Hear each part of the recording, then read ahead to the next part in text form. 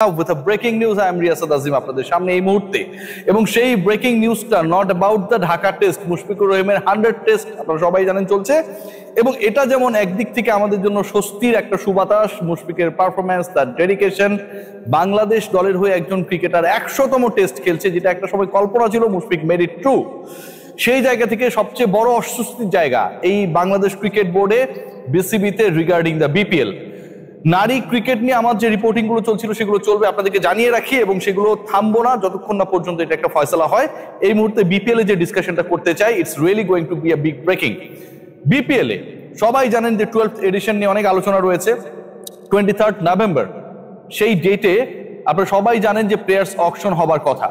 এর আগে সেটা 21 নভেম্বর ছিল, তার আগে 17 নভেম্বর। আমরা অন্তত 3টা ভিন্ন ডেট দেখেছি যখন প্লেয়ার্স অকশন নিয়ে কথা হচ্ছিল, এবং এই ডেটগুলোর বাইরেও আমরা এক্সটেনশন অফ ডেটস দেখেছি, যেখানটায় ব্যাংক গ্যারান্টি 10 কোটি টাকা, 5-5-10 কোটি টাকা, যেহেতু দলগুলো বাটপারি করে, অধিকাংশ, সবাই না, এবং এই বাটপারদেরকে কন্ট্রোলে আনার জন্য, যদি কেউ বাটপারি চিন্তা ভাবনা করে তাদেরকে কন্ট্রোলে আনার জন্য in fact Bangladesh cricket board they had decided যে 10 কোটি টাকার ব্যাংক গ্যারান্টি মানি তারা নিয়ে রাখবে, ক্রিকেটার্স পেমেন্ট নিয়ে যেন সমস্যা না হয়। এখন পর্যন্ত যেই আপডেট, তাতে এই 10 কোটি টাকা এখন পর্যন্ত ব্যাংক গ্যারান্টির যে টাকা এখন পর্যন্ত 2.5 থেকে 3টা দল দিয়েছে। 2.5 থেকে 3 দল কেন বলছি, এখানটা একটা হিসাব রয়েছে, সেই হিসাবে যাচ্ছি। তার আগে আপকামিং বিপিএলটা হচ্ছে বলে মনে হচ্ছে না। আমি গভর্নিং কাউন্সিল রিলেটেড এবং বাংলাদেশ ক্রিকেট বোর্ডের গভর্নিং কাউন্সিলের বাইরে থাকা পরিচালকদের সাথে কথা বলেছি, যারা প্রভাব খাটানোর মতো ক্ষমতা রাখেন, ভেতরে ইনসাইটস গুলো তারা জানেন।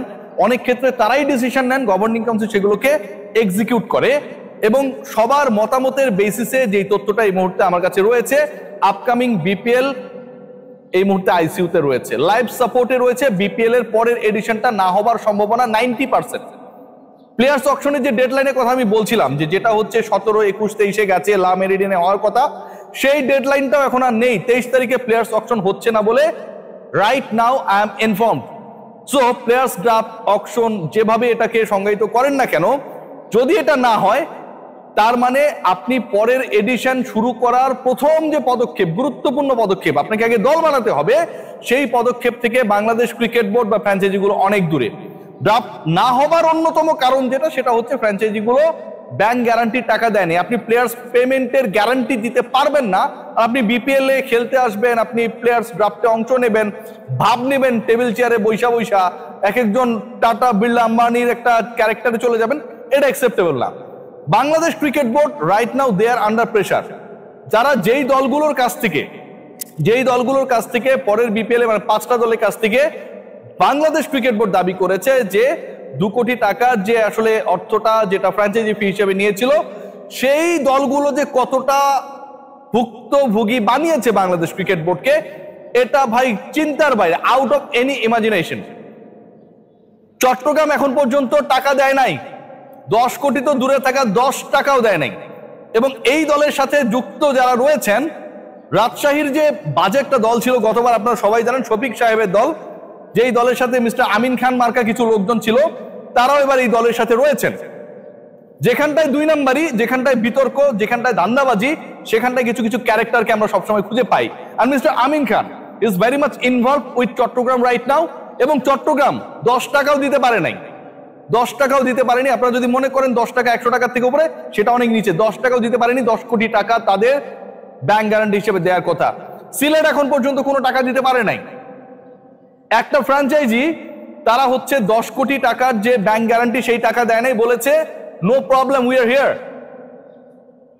সিরিয়াসলি বলছি, রাজশাহী টাকা দিয়েছে বলে খবর রয়েছে, এবং ঢাকা ক্যাপিটালস তাদের একটা বড় পোর্শন দিয়েছে বলে খবর রয়েছে।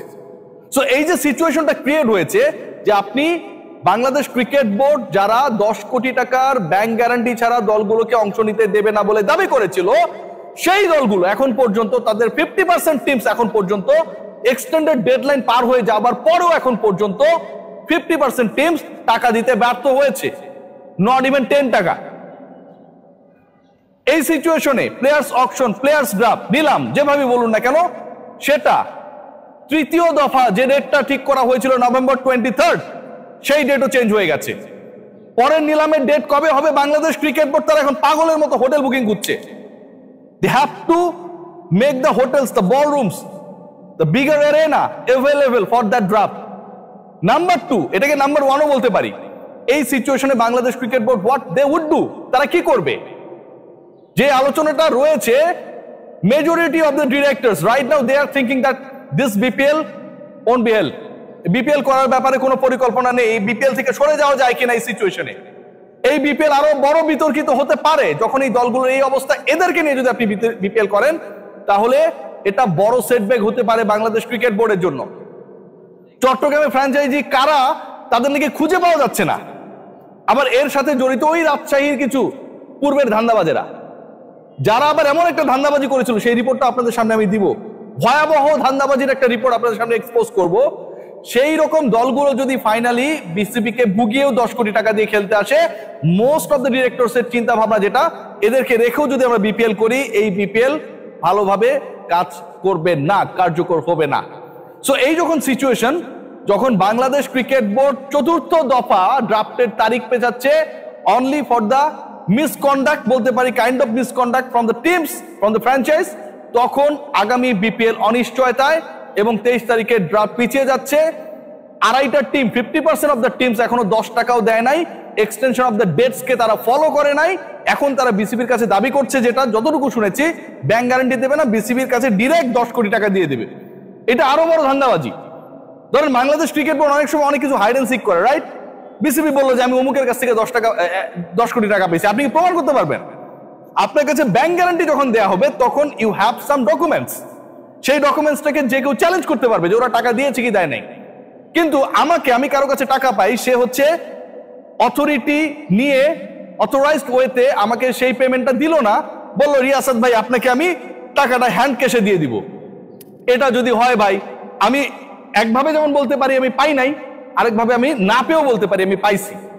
সো বাংলাদেশ ক্রিকেট বোর্ড তারা কি আবার নতুন কোন ফান্দে পড়ছে কিনা, নিজেরা নিজেদের জন্য ফাঁদ তৈরি করছে কিনা, it's going to be a big challenge, big question.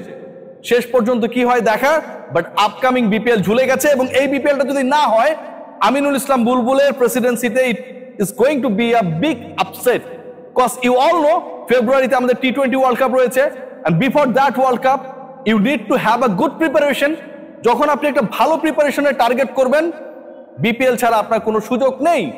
Team সিলেকশনের ক্ষেত্রে বলেন, পারফরমেন্স করার ক্ষেত্রে বলেন, কনফিডেন্স বিল্ড আপ করার ক্ষেত্রে বলেন, ওই ফরম্যাটে নিজেকে ঝালিয়ে নেওয়ার ক্ষেত্রে বলেন, you have to play T20 format cricket. So আপনার যদি একটা 1 মাসের আয়োজন না হয়, এই 1 মাসের আয়োজন না হওয়ার কারণে আপনার ফুল ওয়ার্ল্ড কাপের প্রিপারেশনটা বাধাগ্রস্ত হবে। আমিনুল ইসলাম বুলবুল কি করবে আমরা জানি না, তবে ফ্র্যাঞ্চাইজিগুলো যে টাকা নিয়ে আরো নয়ছয় করবে, আরো অনেক ড্রামা দেখাবে, এ ব্যাপারে কোনো ডাউট নেই। সবাই ভালো থাকবেন, টেক গ্রেট কেয়ার।